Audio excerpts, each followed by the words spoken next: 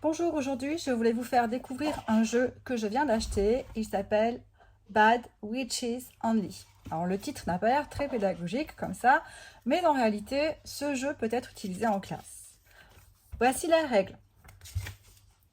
Munissez-vous d'un minuteur, d'une feuille et d'un crayon pour noter les scores. En fonction du nombre de participants ou participantes, vous pouvez choisir de constituer des équipes ou de jouer individuellement.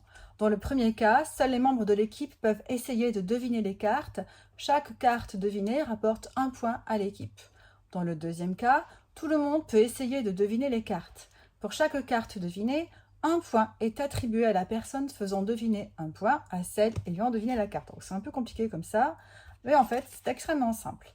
Les cartes qui ont une paire d'éclairs valent 2 points parce qu'elles sont plus difficiles à deviner, et celles qui ont 4 fois des éclairs valent 3 points.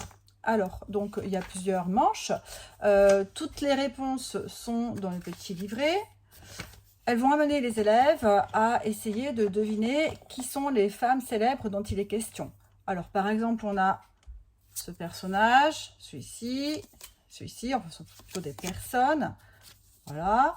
Donc, il s'agit de femmes importantes ayant eu une véritable influence sur le domaine de prédilection dans lequel elles se sont lancées, que ce soit la musique, la science, la littérature, etc. Il y a également des personnages de fiction, comme par exemple Lara Croft, des personnages liés au monde du cinéma, par exemple les réalisatrices de Matrix. Les joueurs ont 1 minute pour faire deviner les personnages qui se trouvent sur la carte qu'ils ou elles ont tiré. Les joueurs vont trouver des indices sur les cartes de façon à les aider à faire deviner à leurs camarades. Et chaque fois qu'un personnage est trouvé, ils mettent de côté la carte. Celui qui a le plus de cartes à la fin de la partie a gagné. Je pense utiliser ce jeu dans le cadre de mon cours Vivre en société, participer à la société en 4e, où j'évoque les combats de femmes.